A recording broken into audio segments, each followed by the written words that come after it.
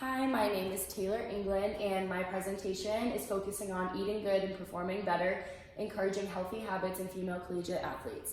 Unfortunately, one member could not participate today. However, my friend Ashley is here. She's a former soccer player, and she's very interested in learning how to further balance healthy eating and exercise into her daily life. So, a little personal background about myself. My name is Taylor England. I have a Bachelor of Arts in Educational Studies from Endicott College, in which I received in spring of 2017. I am a current Master's of Science in Applied Nutrition candidate through the University of New England. I began the program in August of 2018, and I am on schedule to graduate this August of 2020. My work experience, since I have an educational undergrad background, I had 3 elementary school internships. I was an ABA behavior therapist, and I'm a current caregiver while I finish school.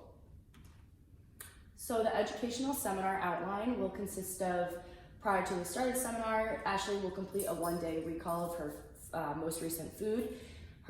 She will fill out a body acceptance survey. Then we will discuss the learning objectives, and then we'll move into discussing the target audience. After that, we will discuss healthy habits, which Ashley will also develop one day meal plan. She'll be involved in a cooking demo and a fruit and vegetable taste testing. And to wrap up the seminar, we will overview the importance of healthy eating and healthy exercise. Ashley will compare and contrast her 1-day meal plans, and she will also complete a Wheel of Fortune goal setting activity. So the educational learning objectives. At the end of this, female collegiate athletes will be able to distinguish ways societal norms influence their dietary habits. They will learn to not compare themselves to their teammates. They will identify the importance of a balanced diet and exercise in moderation. They will explain the risks for skipping meals and malnutrition. They will learn to cook and prepare balanced meals. They will discuss proper ways to fuel their body before and after practice. They will increase their confidence in balancing the 5 food groups, and they will set goals to increase fruit and vegetable consumption. So now we're going to move on to Ashley developing her 1-day dietary recall self-assessment and her body satisfaction questionnaire. Okay, so Ashley just finished her 1-day meal plan and her body satisfaction surveys. So we'll go over the meal plan first. I asked Ashley to, out of her 1 day, the foods she consumed, to highlight in green what she believed in her own eyes is healthy, and to highlight in red what she believes is unhealthy. So that's her chart. For breakfast yesterday, Ashley had a perfect bar, which she highlighted as green. For lunch, she had salad with salmon, which she also highlighted as green. For dinner, she had Chinese food. She highlighted that as red. And for snacks, she had ice cream, pita chips, and hummus. And she highlighted the ice cream and pita chips as red and the hummus as green. So we will go over your analyzing. So I understand why you believe Chinese food can be unhealthy, because many times if you're not, homemade cooking your Chinese, this food can be very high in sodium. Pita chips are also higher in sodium, but they also offer some fiber and healthy fat content. So if you are looking to indulge in these chips, I would encourage you to purchase the ones that are labeled as less sodium. And depending on what ice cream you had, the simple ice cream such as vanilla or chocolate aren't as unhealthy when compared to ice creams that have maybe Reese's, chocolate chips, or M&Ms in them, because that's when the sugar content tends to be a little higher. So going over your body satisfaction survey, the first chart asks how important are the following in making you feel. So it's body shape and size, physical endurance, competitiveness, self-confidence, and the media. So Ashley mentioned that her body shape and her physical endurance are both really important to her. Her competitiveness is slightly important, while her self-confidence and the media are important in her lives as well. The second chart asks how satisfied she is with the following. So Ashley mentioned that she's slightly satisfied with her body shape and size. She's satisfied with both her physical endurance and her competitiveness. And she is also slightly satisfied with her self-confidence in the media. So I see, Ashley, as you put slightly satisfied with her body shape, self-confidence in the media. So do all of these have a connection in how they make you feel? Yeah, I feel like this, with the society where media is prominent, It is very difficult not to be critical of myself when there's such an idealization of females being so thin, when in reality all individuals should be accepting of themselves. Yes, I agree. It's important that you're always feeling confident in yourself and your abilities. And like you just said, body dissatisfaction is very, very prominent among females our age, especially due to, like you said, the media portraying that the ideal female body should be either really toned or thin. And I want to ask, since you are a former soccer player, did you undergo any pressures from the sport itself, your coaches or teammates, or even your parents to be thin? During my soccer career, I never really focused at all on my body image or being thin. I just played soccer, and I feel like my ability to stay in shape came along with that. Whereas now that I'm not playing a sport, I feel I have to focus more on getting a workout in every day and eating right to make sure I don't lose my ability to stay in shape and stay healthy. Yeah, and it's important you're here today because throughout this entire presentation, we're going to focus and be covering on ways to continue eating healthy, especially balancing the 5 food groups into your daily diet, while also teaching you how to incorporate, proper exercise and moderation into your daily life. So with this being said, we will now move forward in discussing our target audience. Okay, so we are back to discuss our target audience, which is female collegiate athletes suffering from disordered eating. So what is the problem? So eating disorders are becoming more prominent among female athletes, especially at the collegiate level. We will further discuss multiple determinants that can trigger disordered eating among this population as we move forward into the presentation. So many people, when they think of sports, they think of them as a healthy way of engaging in additional exercise, but they also think of them as, an enjoyable experience when someone is able to, improve their self-worth. However, research is indicating that many eating disorders are continuing to go unnoticed because many people presume that athletes, because of the conditions that they're under, that they're in exceptionally good shape. But research has shown that many of these athletes, especially female athletes, are still continuing to be dissatisfied with their bodies. So with all of this being said, the purpose of this presentation is to educate on eating disorders among female collegiate athletes, but also to emphasize and educate on ways that, and the importance of remaining healthy and continuing to follow healthy habits in your everyday routines. So what are eating disorders? Eating disorders can be defined as psychological illnesses that result in severe eating behavior disruptions that can be due to an individual's mental stability involving their own thoughts and emotions. So the most common negative features that an individual tends to display when they are suffering from eating disorders is a preoccupation with their own weight and diet or food. It's also very common for eating disorders to be shown alongside other psychiatric disorders such as panic attacks, anxiety, depression, or even obsessive compulsive disorder. And there are 3 very common eating disorders that are seen nationwide, 2 of which are very prominent among female athletes, which are anorexia nervosa and bulimia nervosa. And the other very commonly seen eating disorder is binge eating disorder. So a lack of treatment of eating disorders can severely damage someone's health, and it can even serve fatal. So this is why it's very important that someone who is suffering from eating disorders receives the proper care and education they need to, fuel their bodies and improve their health psychologically, mentally, and physically. Okay. So anorexia nervosa is our first one. So this is one of the most widespread eating disorders typically experienced among young adolescents. And it can be characterized as severe weight loss, challenges maintaining someone's weight for height, and even if someone's presenting with a distorted body shape. There are 2 types of anorexia nervosa, which include restrictive anorexia and binge purge anorexia. Those suffering from restrictive anorexia severely restrict. their caloric intake, which may include completely limiting or cutting out an entire food group, such as fats or carbohydrates.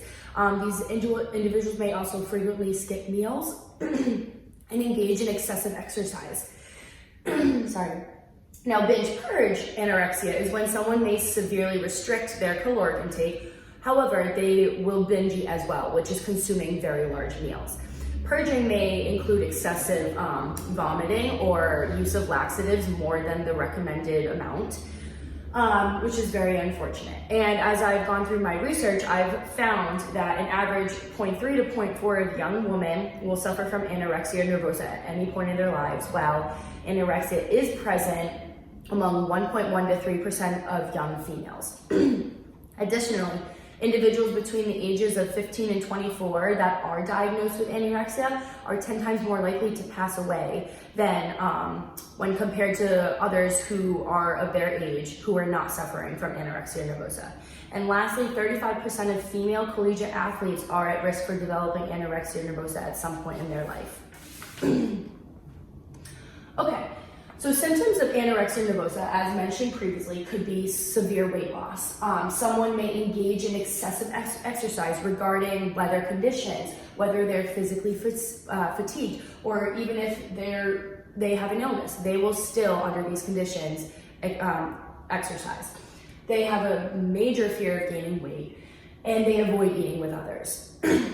However, there are additional symptoms that someone may not think to look out for, which may include being overly controlling. If someone denies their hunger cues, they have difficulties concentrating, they have thin hair, cold hands and feet, or swelling around the salivary glands, which could be due to excessive vomiting.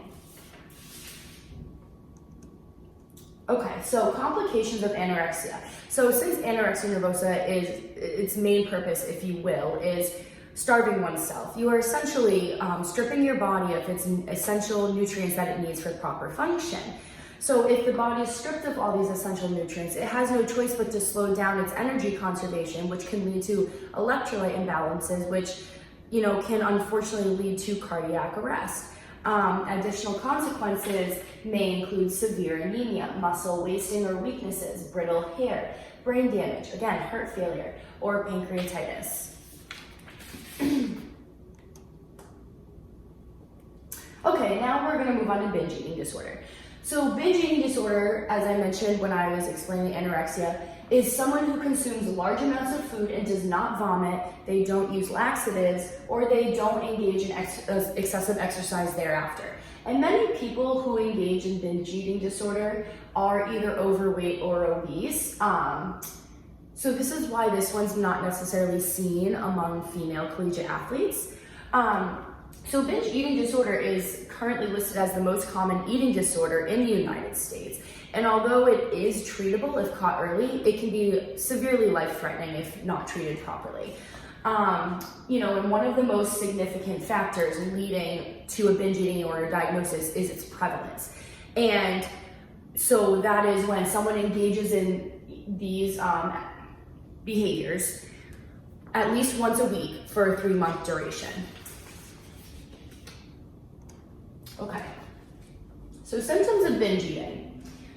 So some may include consuming abnormally large amounts of food for 2 hours at a time, eating when full or not hungry, avoiding eating with others, similar to anorexia, a feeling of guilt after consuming a large meal, hoards foods in unusual places such as maybe their bedroom, or if someone notices food went missing from the fridge, or if someone sees empty wrappers in trash cans. And additional symptoms of binge eating disorder that could be easily overlooked may include someone who, again, is eating in private, but due to maybe their embarrassment of eating large meals. If someone is fluctuating in weight very frequently, if someone's complaining of frequent stomach cramps, or even if an individual is setting, specific schedules to accommodate a binge session.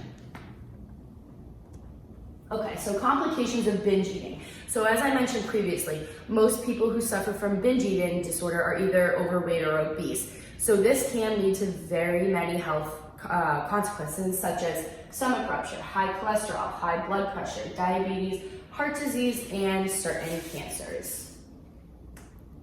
Okay, so now we're moving on to bulimia. Okay, so bulimia is when people who eat large amounts of food, they engage in vomiting, fasting, laxative, or excessive exercise thereafter as a feeling of guilt. So it's a little different than binge eating. Individuals with bulimia can present as normal weight or obese. So this is a main reason why sometimes it can be very difficult to diagnose someone with bulimia. So during times of consumption, those with binge eating disorder may actually consume foods that have significant amounts of fat, carbohydrate, and sugars. Two significant leading factors to a diagnosis of bulimia include eating large amounts of food privately that could span 2 hours, so similar to binge eating. And when someone may lack the proper control when eating. So for instance, if they cannot physically stop themselves from eating, that could be another diagnosis of bulimia.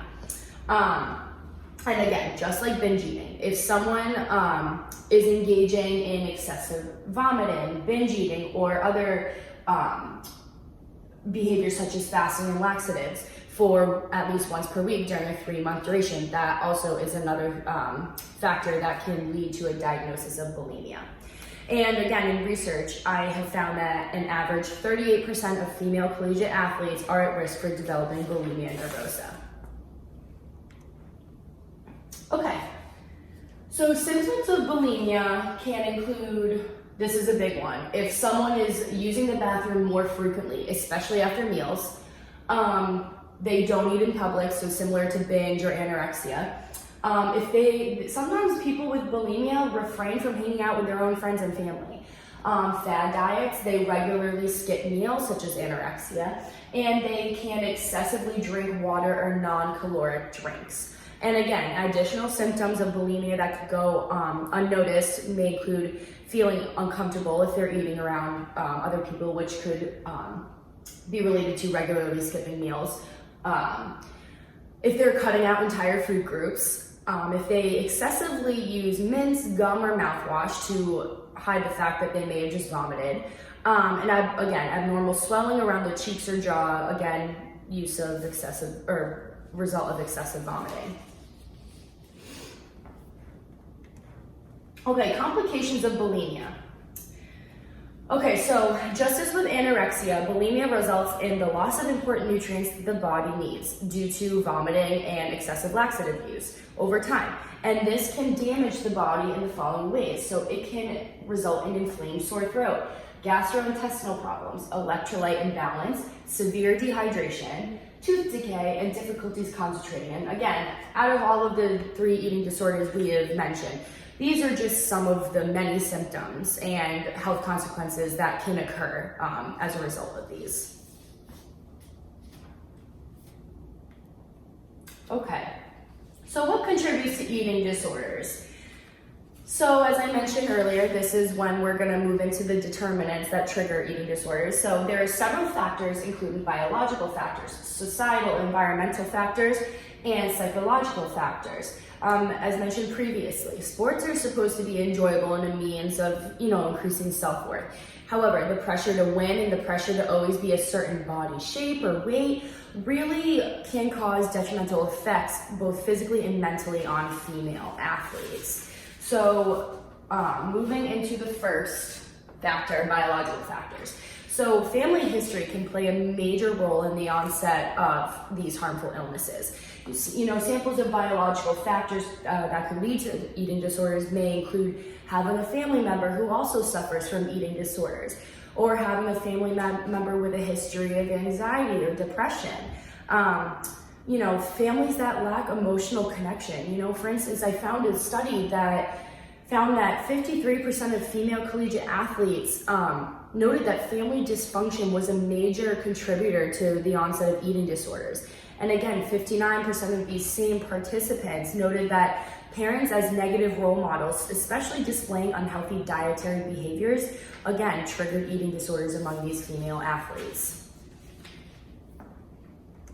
Okay, so psychological factors.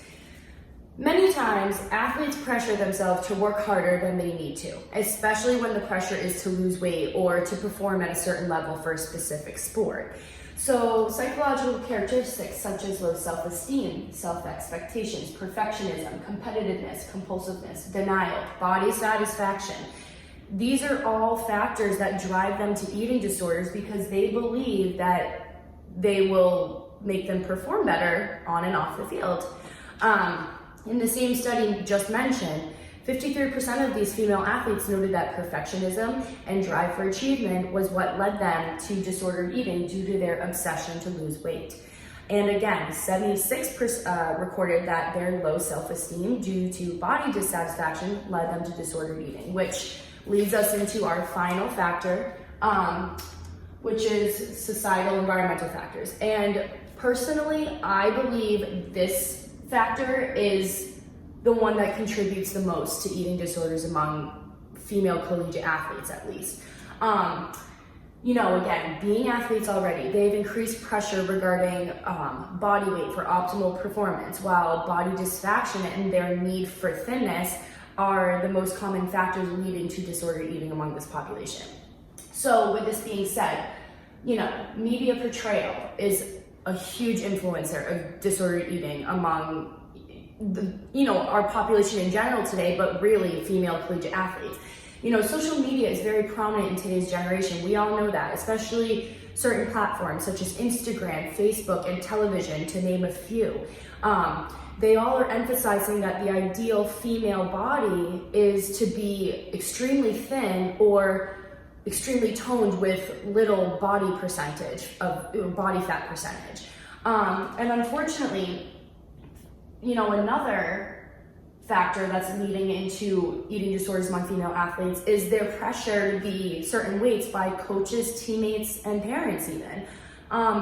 Research has found that significant amounts of female athletes have been told by their coaches to diet, while 30% reported they engaged in negative eating patterns due to their teammates' influences.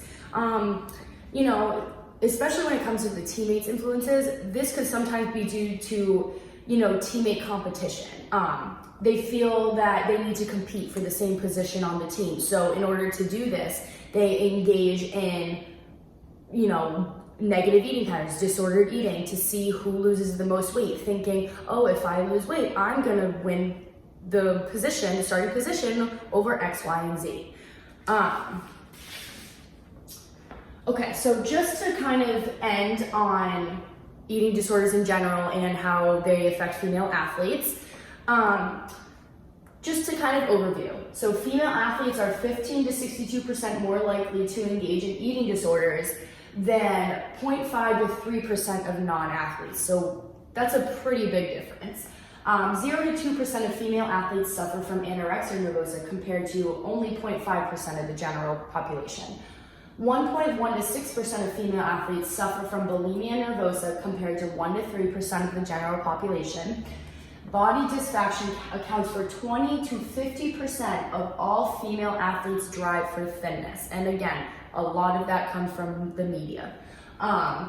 Another study by Holden found out of 80 collegiate athletes, 48% did not even acquire sufficient nutritional knowledge. So that is a big factor into disordered eating too. Many female athletes don't understand the importance of a healthy diet. So with this being said, now we're gonna move into Ashley's activity, which is to develop an acrostic that next to each letter of her name, she will develop a positive quality or affirmation about herself. Okay, so Ashley just finished her body satisfaction acrostic. So what I asked of her was to write a positive word or affirmation next to each letter of her name to help her realize and always remember the importance of accepting herself. So here it is. Okay, so for A, she wrote that she's always ambitious. For S, she wrote that she's selfless. H, she wrote that she's helpful. L, she wrote that she loves to teach children. E, she wrote that she's energetic. And Y, she wrote that she's yearning to make the most of each day. So, as I mentioned at the beginning of the presentation, throughout my research, I have found many patterns revolving around the media portrayal of an ideal body shape. So much of the media, again, as I said, focuses on thinness, which has unfortunately led to disordered eating patterns, especially among female collegiate athletes. Another factor that the media is unfortunately influencing among females our age is the concept of photoshopping your pictures. And this is really unfortunate that young women feel the need to actually edit their photo to make them seem thinner than they are in order to just feel better about themselves. That they shouldn't have to feel this way. They should be accepting of themselves, in their natural beauty, no matter their shape or size. However, I was reassured in my research when I found a study that found that many women were more focused on other aspects of their lives than what the media portrays as the ideal female body. For instance, these women compared the thin, muscular, and fit body shape that the media says that they should have to other aspects of their life, such as spending time with family. They explained it's not worth worrying over the small ridicule factors such as what the media is portraying rather than spending time with their families, and describe that looking in the mirror for hours on end, dissatisfied with their bodies, takes away time that they could actually be spending with family and friends. So with this being said, this activity's purpose was to get you really thinking about the positive qualities about yourself that may have been forgotten or hidden under what the media is portraying you should actually look and feel like about yourself. So, it's really trying to make you feel more positive and accepting of yourself in the end. So now with this, we will discuss what happens to your body during exercise. Okay, so we are back from Ashley's activity, and now we are going to discuss what happens to the body during exercise. We're going to lead into the exercise portion of our presentation. So what happens to body during exercise? So I'm sure many of us have heard of the term carb loading. I'm just going to go into explaining that a bit because, many people may have never heard of it, or they may not understand what that actually means if they're not athletes or they don't really exercise frequently. So essentially, our bodies need carbohydrates to fuel, especially when exercising.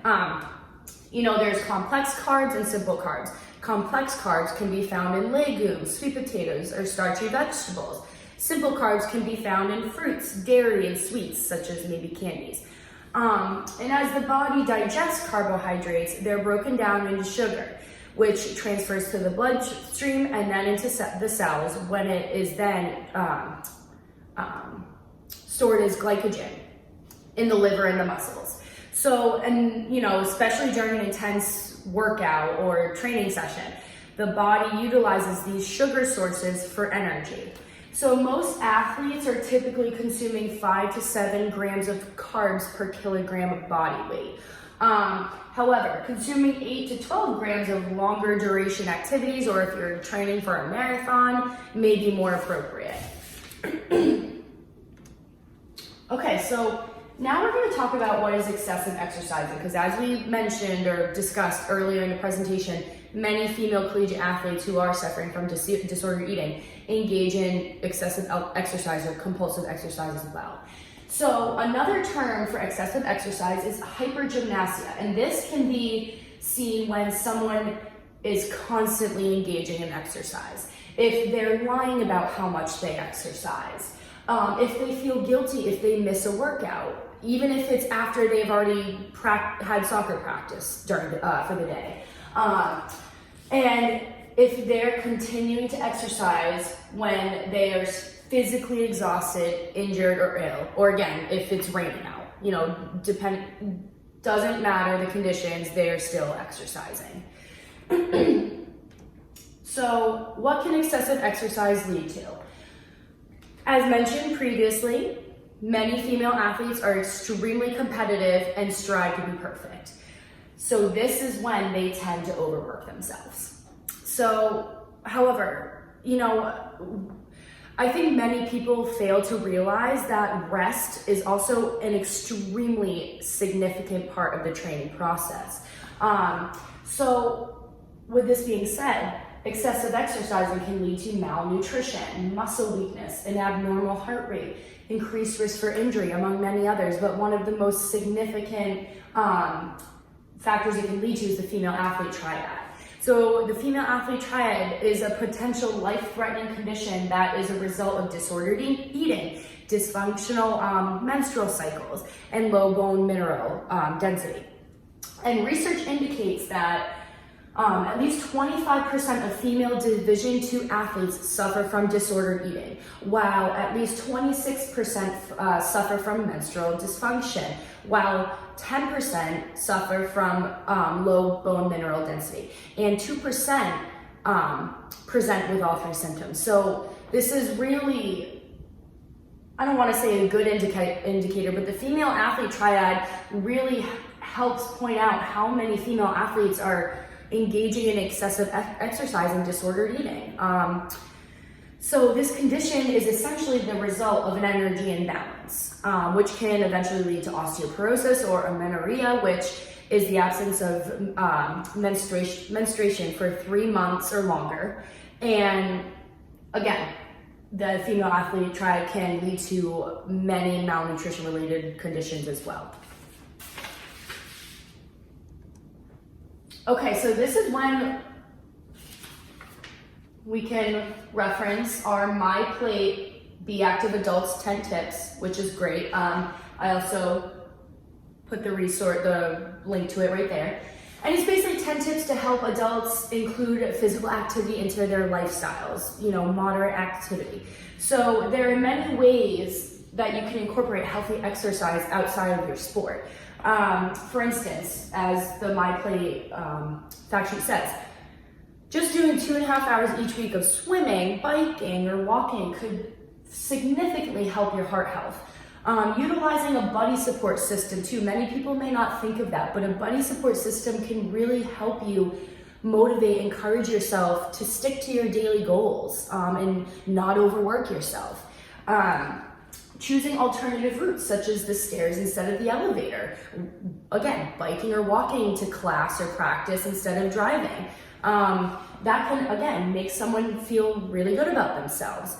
And it's important to always track your fitness levels. And again, this can be done with a daily fitness log or diary, or, it's very common in today's generation to use the MyFitnessPal apps and things like that. But again, this is a great way to make sure and track that you are not overworking yourselves, especially for female athletes who are already engaging in games or practices on an almost daily basis. Okay, so we're just gonna go over the female athlete nutrient needs before moving into discussing healthy habits. So what are calories? Basically, calories are made up of 3 macronutrients: carbohydrates, fats, and protein. Carbs, as mentioned previously, are the body's most important sources of calories as they provide large amounts of energy. So nutritious sources of carbs may include brown rice, potatoes, whole grain bread, kidney beans. Really try and stay away from refined carbs, which are pretty much anything white rice, white bread, stuff like that. That stuff is the foods that have been processed. So about 55 to 60% of daily energy consumption should come from carbs. That's for athletes. Usually for someone like me who's not really engaging in sports anymore, but do moderate exercise, about 45 to 50% of my daily consumption should be from carbs. Fats should definitely not be overconsumed and should make up no more than 30% of energy consumed for athletes.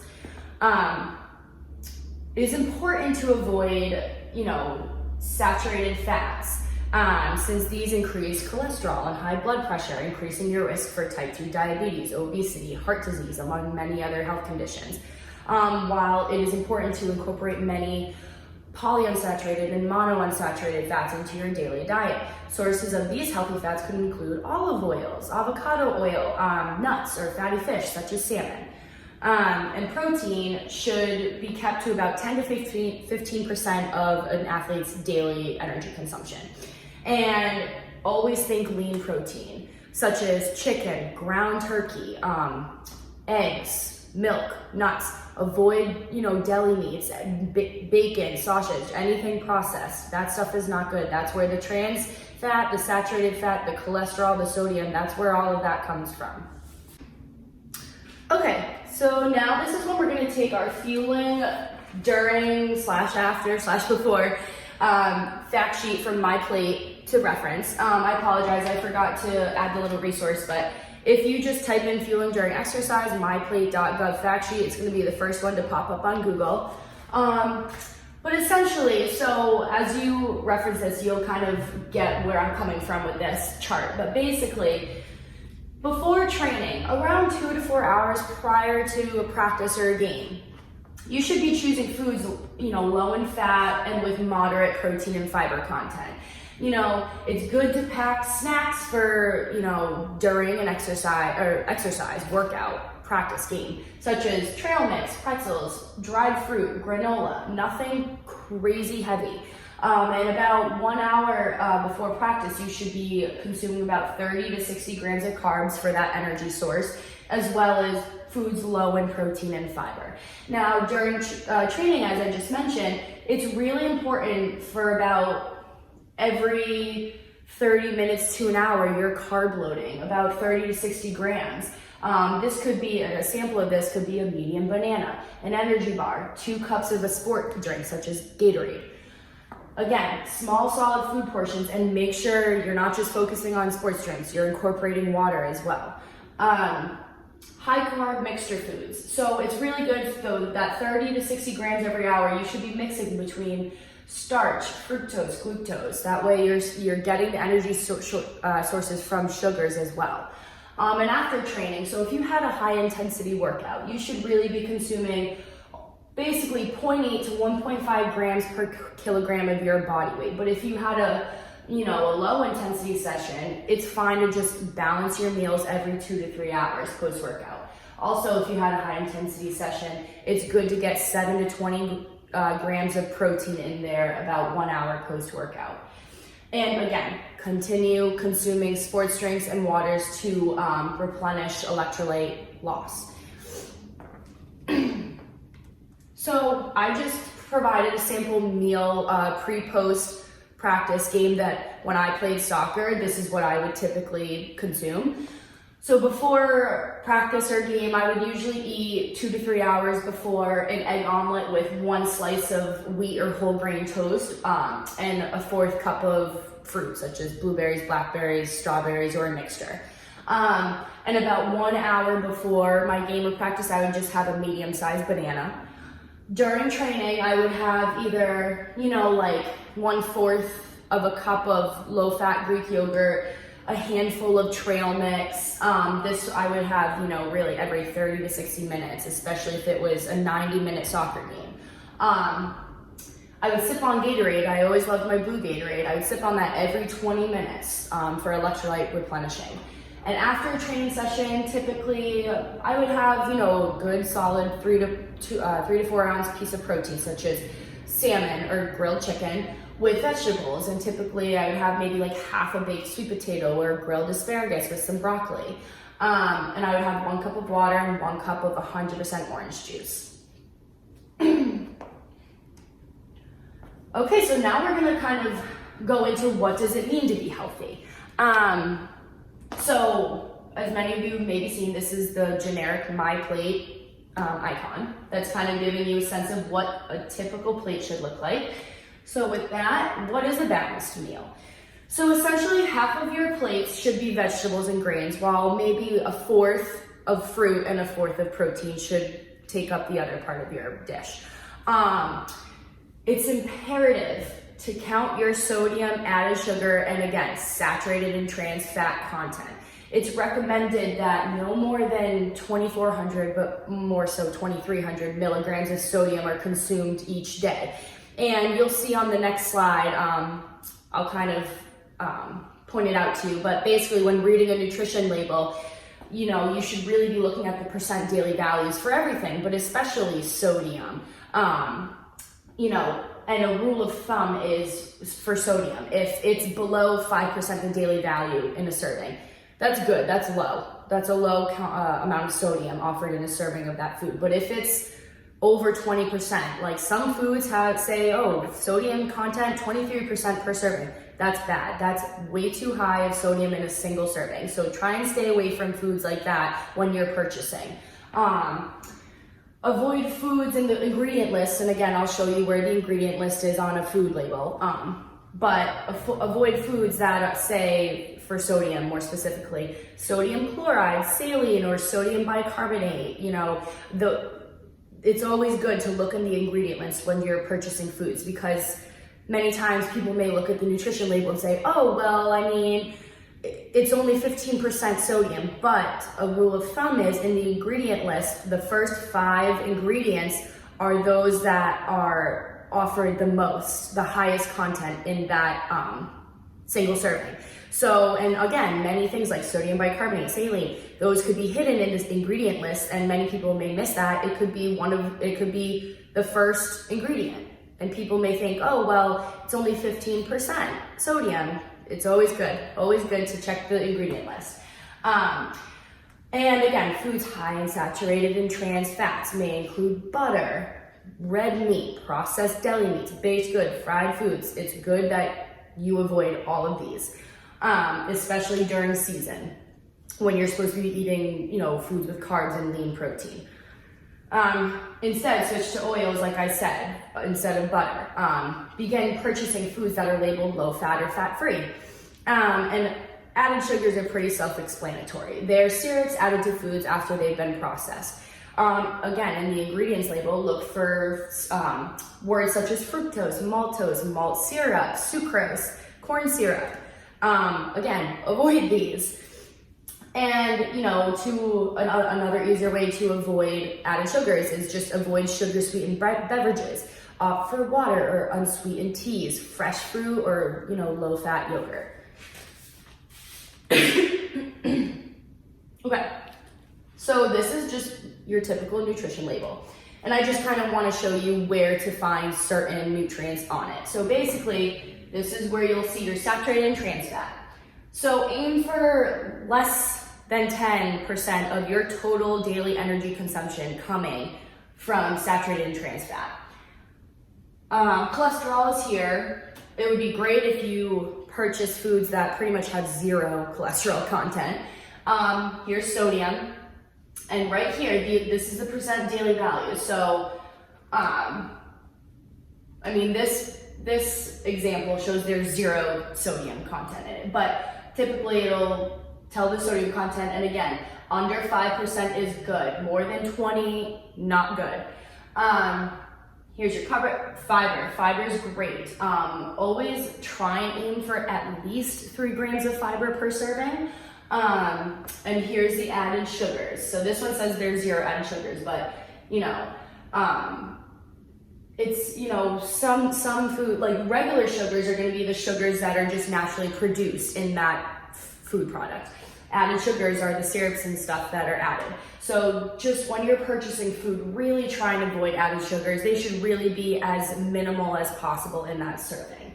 And here's, you know, your main vitamins such as vitamin D, calcium, iron, potassium, vitamin C, vitamin B. Like, definitely pay attention to these percent values. I mean, in this serving, there's 30% vitamin C, 6% iron. That's great. So always pay attention to this section down here too. Okay, so this is just, again, this is just the ingredient part of a nutrition label. So, you know, here just shows your nutrition facts again. Where it says ingredients, that's the ingredients that are, all of the ingredients that are listed in a single serving. So again, always check the first 5 ingredients. They go in condescending order. So the first 5 are the 5 ingredients that have the highest content in a single serving. So this one, I mean, is watermelon feta cheese as the ingredients. That's fine. Sometimes it'll just have a few ingredients like almonds, you know, in the trail mix or whatever, almonds, pistachios, pumpkin seeds. That's good. But if it starts saying things like I mentioned before, saline, fructose, maltose, I would try and stay away from those because those are going to be high in sodium and sugar. Okay, so before we go into balancing, you know, healthy recipes, I just want to go over a rule of thumb. So a rule of thumb is that you should be getting about 1 to 2 servings of fruits and vegetables per day. 1 to 3 servings of veggies per day, 3 to 6 servings of grains per day, and 2 to 6 ounces of protein per day. While 2 to 3 servings of dairy per day should also be consumed, and about 2 to 3 servings of fish per week. So it's important to focus on fruit varieties, such as fresh, dried, or frozen, and those that offer large amounts of potassium or fiber, such as bananas, apricots, or strawberries.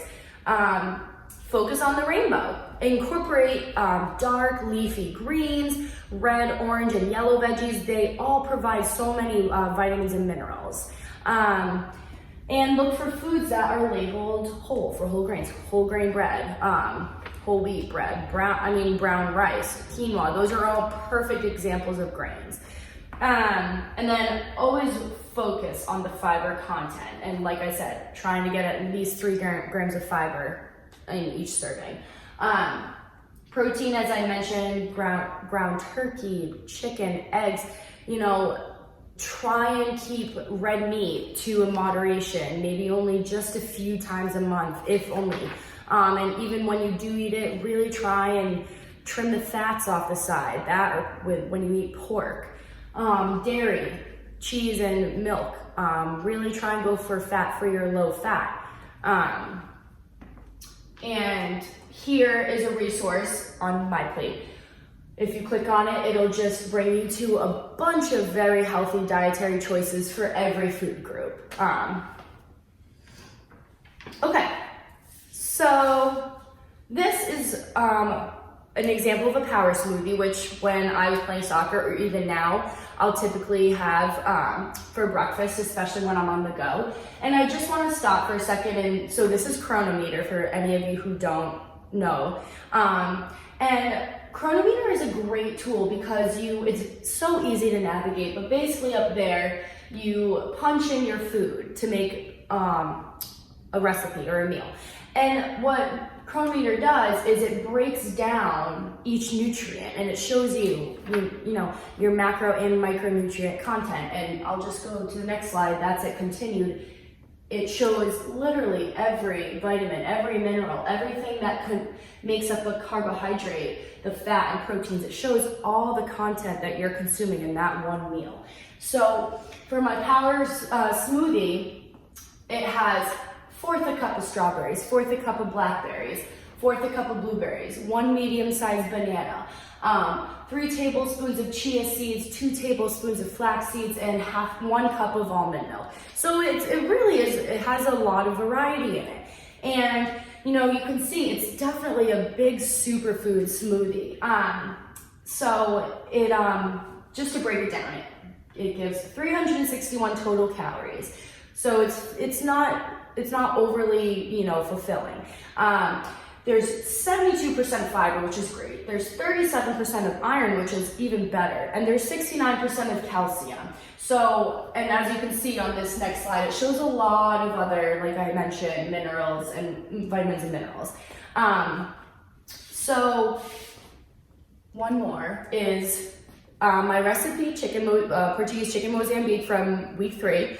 And as I mentioned to Professor Pollard, but this original recipe without any modifications is not healthy at all. Portuguese food, as much as, I'm Portuguese and I love Portuguese food, pretty much each dish has a lot of saturated fat, a lot of sodium based on, the big butter content and spicy sauces, emphasis in every meal. So I wanted to try and make this kind of ethnical dish appropriate for kind of like a post-workout meal. So basically the original meal, like I said, was high in sodium and saturated fat, but it also called for white rice, again, refined carbs, and it had no vegetation source. So to modify it, I switched from white rice to brown rice. I also added green beans and mushrooms to get some sort of vegetation in there. And I also made slight modifications. So instead of using salt, I used Mrs. Dash as a seasoning instead. Seasonings are way better than using salt for dishes. I also switched to low sodium chicken stock instead of using cooking wine. And lastly, I used olive oil instead of butter. So after modifying this recipe, if you can see, oh, you actually, no, you didn't see the original, but basically after I modified this recipe, I severely decreased the saturated fat and the sodium content, while I included adequate protein from the chicken and healthy carbs from the brown rice. And I added veggies, so that's great. But what's more important for this to be a post-workout meal is the lean protein, but also the healthy carbs from the brown rice, that if this were a post-workout meal, it would replenish glycogen storage. So now we're gonna move on to Ashley's updated one-day meal plan.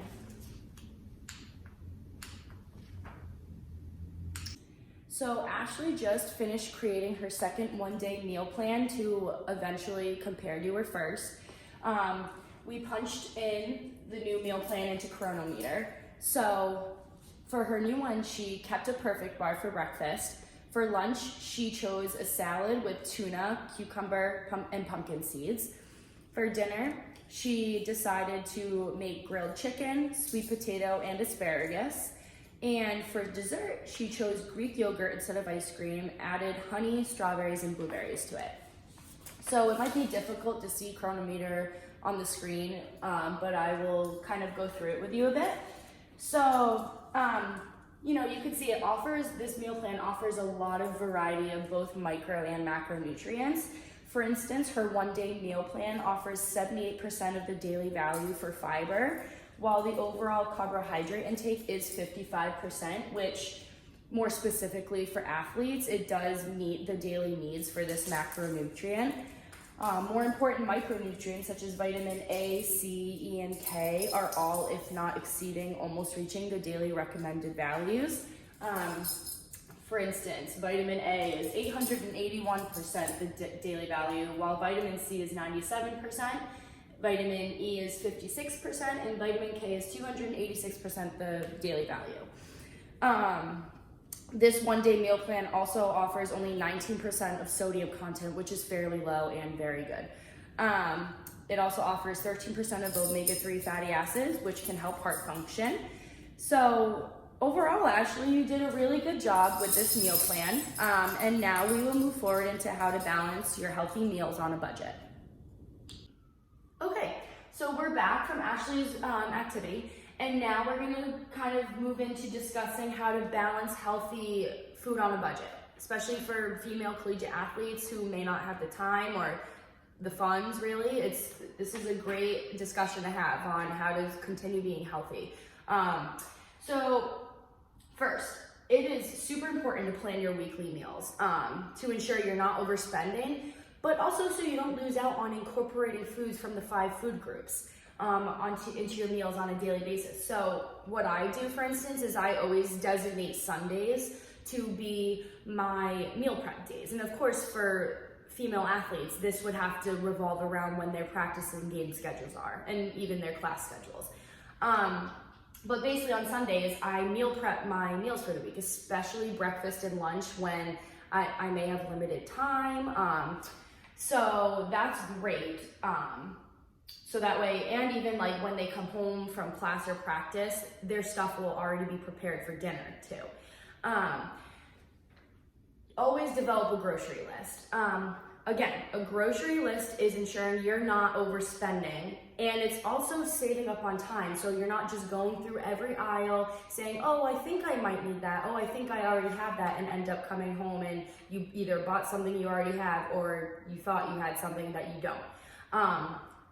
And so next, totally buy in bulk. I buy in bulk all the time. I take advantage of the 5 for 5 apples, the 10 for 10 bell peppers. But if you're gonna do this, because usually those deals, a lot of those deals are put on perishable foods that don't have a lot of shelf life. So like the fresh fruit and the whole vegetables. So if you're gonna do that, I would definitely plan it that you're gonna buy in bulk when you know that you're gonna eat that food pretty much within that week, so it doesn't go bad, and again, it's not a waste of money.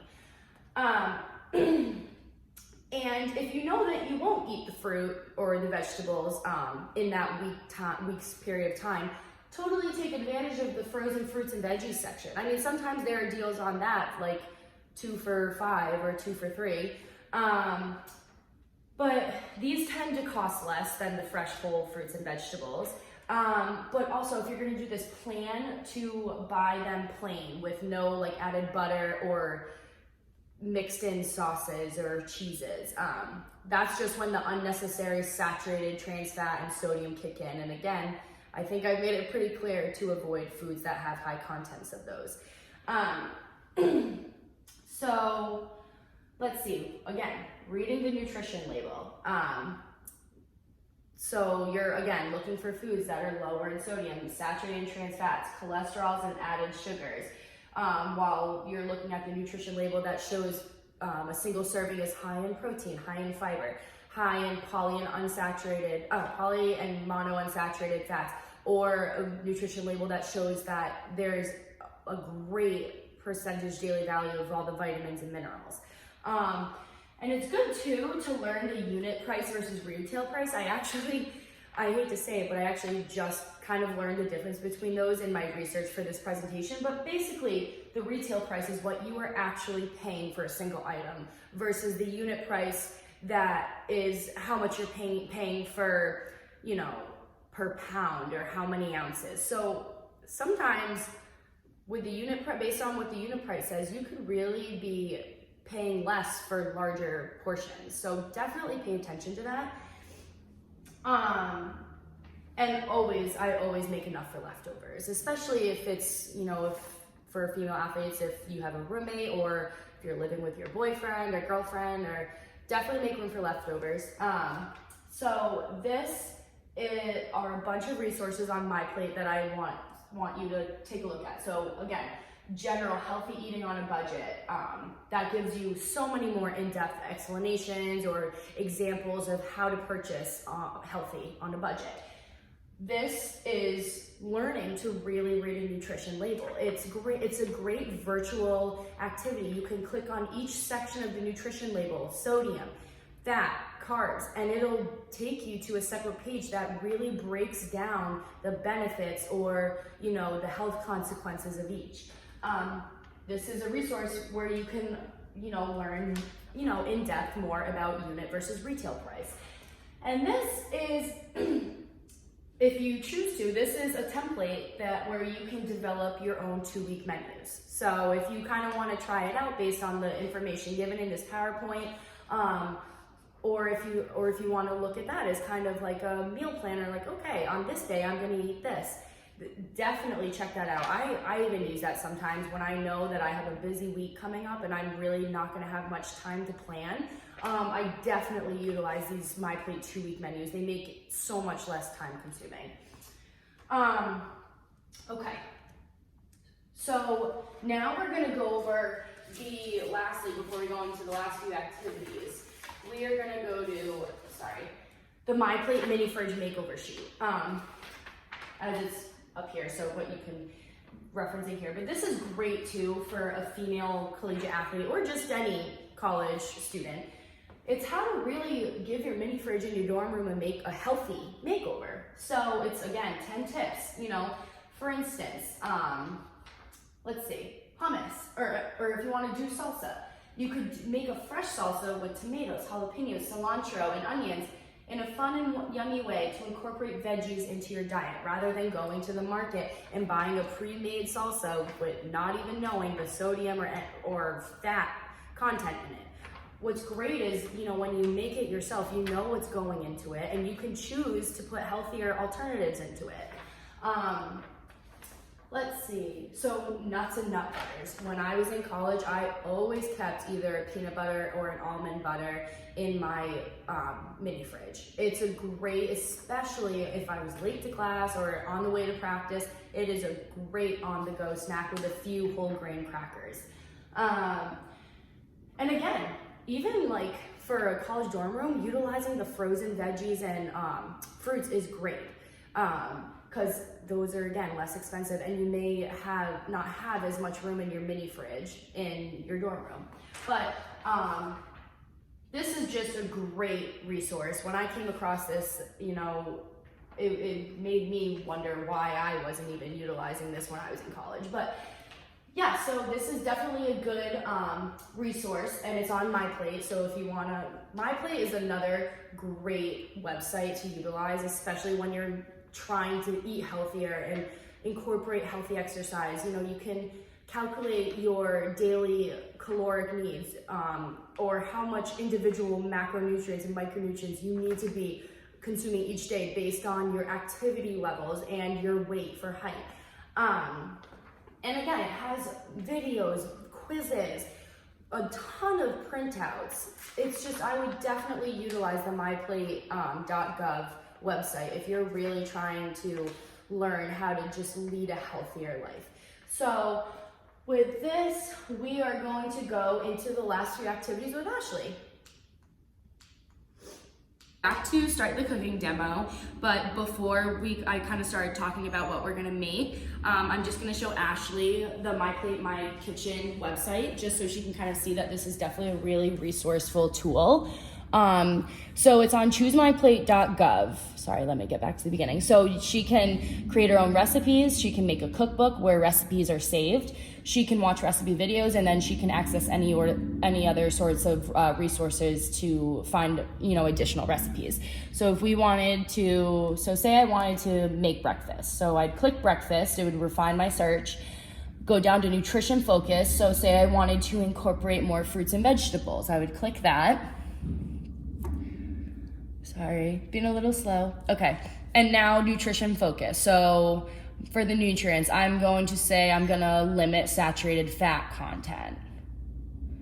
And now for cooking food groups. So say we'll do fruit. And then once it loads, for cooking equipment, say I wanted to use a blender.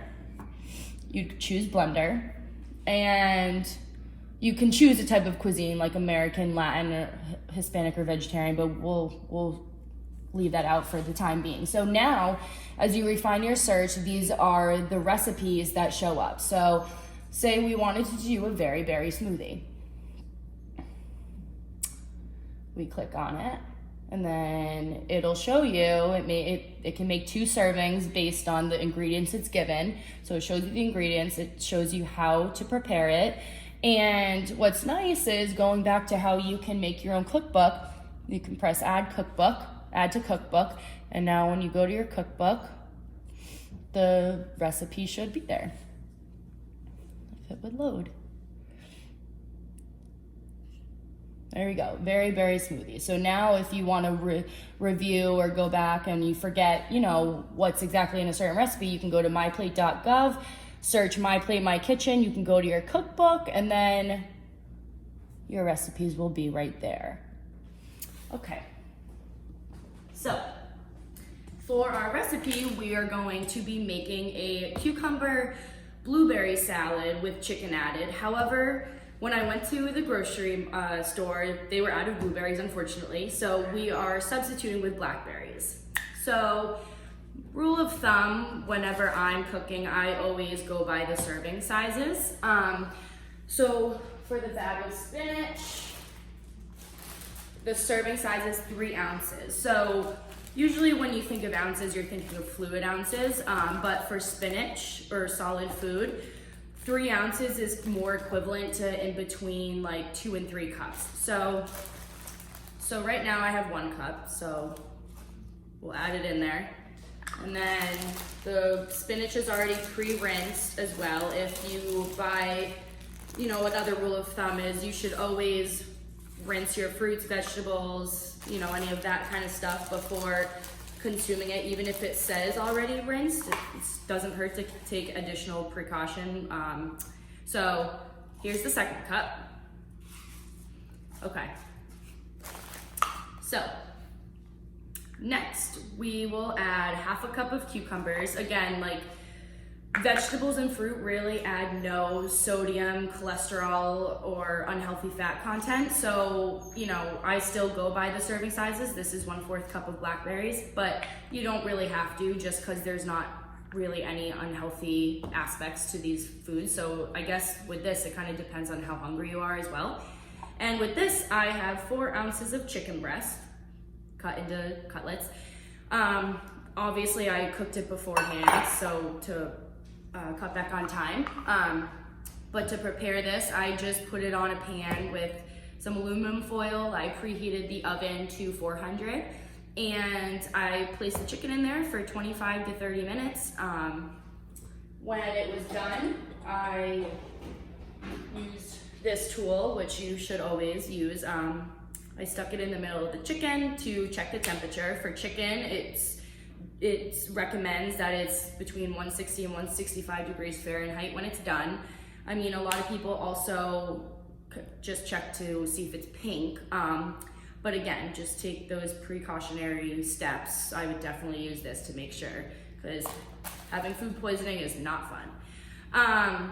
So for salad dressing, I typically use olive oil because it's healthier fats and less saturated in trans fats and sodium that you see in a lot of other, ranch and blue cheese dressings from the market. So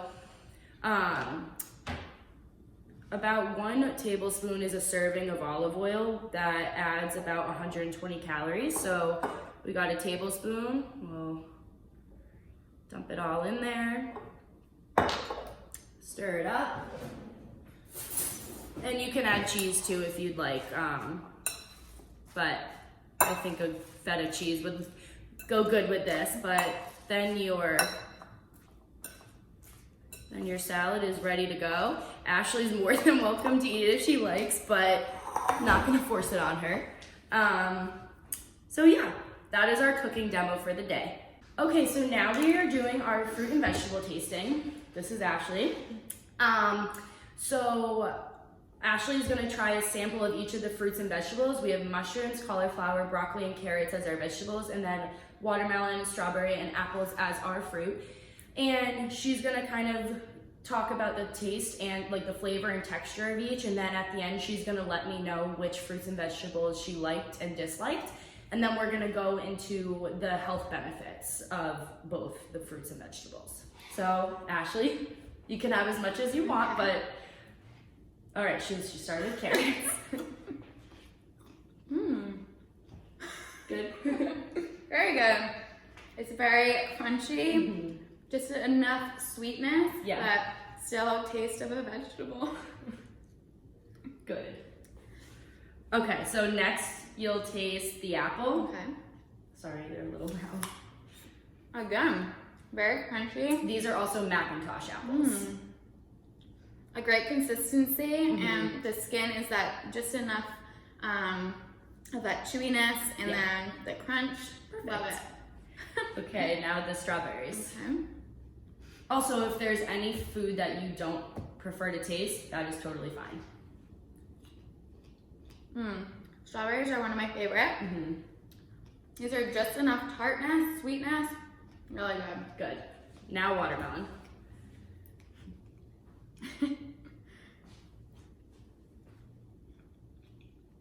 Melts in my mouth. Really good. Good. Okay, so I know sometimes people are a little turned off by vegetables, especially the ones that we have. So are there any that you would prefer not to taste? No, I'll try them all. Okay, so we'll start with broccoli. Definitely less juicy than any of the fruits. Yes. But mixed in with a omelet or sometimes in a salad. I do think that vegetables, especially broccoli and cauliflower and even mushrooms, do taste better if they're steamed or cooked. Right. So I can understand that hummus. these probably don't have much flavor. So cauliflower. I've never really had raw cauliflower before. Yeah. It's kind of bland, but the crunch is nice. Yeah. It usually tastes good dipped in ranch or something. Right. And then a mushroom. I love sauteed mushrooms, but chalky. I know, I'm sorry. I probably should have cooked them for you. Okay, well, so what would you say your favorites out of the taste testing were? I'm definitely a fruit girl. I love anything sweet and juicy. I really liked the apple. I'd say I can't really pick. I You love the prefer- juiciness of the watermelon, so maybe I'll go with that. Okay, and did you like any of the vegetables, or would you prefer them maybe with some spices? Yeah. Yeah. I'm a not a picky eater, so Yeah. I think they're all pretty good. Yeah. Maybe mixed in with a salad. Or... Yeah. Well, it's always good too if you're gonna cook or steam vegetables to not overcook them, because that's when they can lose their nutrient value. Yeah. I knew So that. yep. What I usually do, especially because we cook mushrooms, cauliflower, and broccoli a lot. We typically will saute the mushrooms with maybe some peppers or something, but we usually put the cauliflower and the broccoli in the oven set at 350 for maybe 15 to 20 minutes and let them get like a real good crisp. And then, I mean, before we put them in, we season them with sometimes some garlic paste, paprika, salt, pepper, maybe a little bit of garlic powder, and then we put them in for about 15 minutes, and then they get to that right amount of crisp, and it definitely adds a lot of flavor. So with that being said, we'll go into first the vegetable benefits. As I mentioned earlier, most vegetables are naturally low in fat and calories. None have cholesterol. Again, but if you're seasoning them, sometimes you need to look at the sauces or seasonings to see the sodium and cholesterol content in those. Vegetables are also very important sources of many nutrients that include potassium, dietary fiber, folic acid, vitamin A, and vitamin C. Diets rich in potassium may help to maintain healthy blood pressure. All of the vegetables utilized for this cooking demo and food tasting include higher sources of potassium. Dietary fiber from vegetables helps increase cholesterol levels and lowers your risk for heart disease. Fiber is important for proper bowel functioning as well. Fiber-containing foods such as vegetables help provide the feeling of fullness. So with this being said, your satiety levels will be fulfilled more quickly. That way you're not consuming as many calories in one sitting. And between the servings of vegetables offered in this presentation, you would have consumed an average of 6.7 grams of fiber, which is pretty good. Vitamin A keeps the eyes and skin healthy and helps to protect against infections. Vitamin A can be found in both the broccoli and the carrots. Vitamin C helps heal the cuts and wounds and keeps teeth and gums healthy as well. Vitamin C aids in iron absorption, which is good too. If you have too little of iron absorption in your body, you can suffer from anemia. So the cauliflower, broccoli, carrots, and mushrooms all provide adequate levels of vitamin C in this food demonstration. So in between the vitamin A and C, the vegetables used in this presentation would offer respectively 283% of the daily value of vitamin A and 167% of the daily value for vitamin C. So these foods are definitely very good superfoods to be consuming on a daily basis. So going into the fruit benefits, they have fairly similar benefits to vegetables. Most fruits are also naturally low in fat, sodium, and calories, and also none have cholesterol. Fruits are additional sources of many nutrients, similar to vegetables such as potassium, dietary fiber, vitamin C, and folic acid. Many fruits, especially the ones used in this presentation, offer adequate amounts of vitamin C, A, fiber, and potassium, just as the vegetables do, while they also offer small amounts of omega-3 fatty acids, which help with overall heart function and heart health. So these are very good, as I mentioned, to be consuming on a daily basis. Maybe you can try, preparing the cauliflowers, broccoli, and mushrooms, and the way I explained, or you can make it your own. You can also utilize the My Plate, My Kitchen to look for more recipes that incorporate both of these. But yeah, I'm glad you enjoyed it. Thank you. No problem. All right. Okay, so Ashley just finished her compare and contrast worksheet. The purpose of this was to give her the opportunity to compare her original one-day meal plan completed at the beginning of the presentation to her newly developed one-day meal plan. And then with this, she can decide if there are similarities or differences between the two meal plans, and we can discuss if there's ways to improve. So what she said was similar to her first meal plan. Here's her chart, is that she stayed with a perfect bar for breakfast. She stayed with a salad with fish for lunch, but she added more to the salad. She added cucumbers and tomatoes as well as pumpkin seeds. She chose a healthier snack, so instead of ice cream, she chose low-fat Greek yogurt.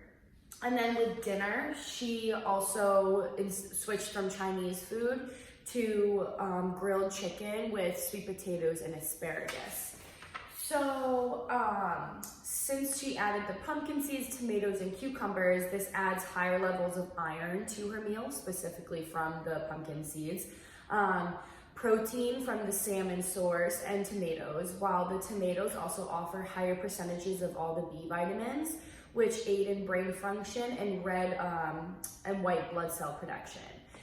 From swapping ice cream to low-fat Greek yogurt, she can consume like higher amounts of protein and calcium. And calcium is definitely important because that aids in muscle and bone growth. For dinner, for choosing the chicken, sweet potato, and grilled asparagus, from this sweet potato alone, it provides 658% of vitamin A, while grilled asparagus offers 14% of iron, which is great because, low levels of iron in the body can lead to iron deficiency anemia. And the chicken adds high levels of, again, B vitamins and protein as well. All right, so now we are going to go on to having Ashley complete the Wheel of Fortune chart, and then we will discuss her answers with that. Okay, so Ashley just finished filling out her Wheel of Fortune chart, so she's going to share with us her answers. Yeah. So for exercise, my goal is to do 15 to 30 minutes of cardio 3 days a week. I would also like to do 2 days a week of walking during my lunch break. For fruits and vegetables, I would like to incorporate a fruit or a vegetable for breakfast, lunch, and dinner. And I'd like to focus more on whole foods, not fruit juices or canned vegetables. For preparing meals, I would like to designate time on Sundays to meal prep for my work lunches. And I would like to make sure to eat non-processed snacks.